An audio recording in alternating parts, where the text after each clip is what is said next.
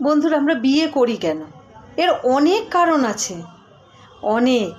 কিন্তু তার মধ্যে একটা গুরুত্বপূর্ণ কারণ হচ্ছে আমরা সুখে থাকতে, আনন্দে থাকতে বা একটা সিকিওর থাকতে আমরা বিয়ে করি। কিন্তু তবুও বিয়ে করার পরে আমরা সুখে থাকি না, আমরা আনন্দে থাকি না। সব সময় আমাদের মধ্যে একটা ঝামেলা কাজ করে। সব সময় আমরা ব্লেম করতে থাকি, আমরা দোষারোপ করতে থাকি। কেন আমরা দোষারোপ করি? আমাদের বাপ মায়ের প্রতি দোষারোপ করি, আমাদের স্বামীর প্রতি, শ্বশুর বাড়ির লোকের প্রতি। কেন বলো তো? তার কারণ হচ্ছে আমরা আমাদের খুশিটা তাদের ঘাড়ে চাপিয়ে দিই, আমাদের সুখে থাকার দায়িত্বটা সম্পূর্ণ তাদের ঘাড়ে চাপিয়ে দিই।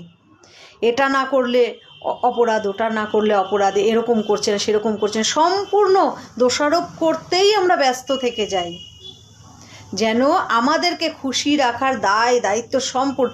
আরে ভালো রাখতে পারবে, খুশি তো নিজের থেকে আসে। আমি কিসে খুশি থাকবো, কিসে আনন্দে থাকবো?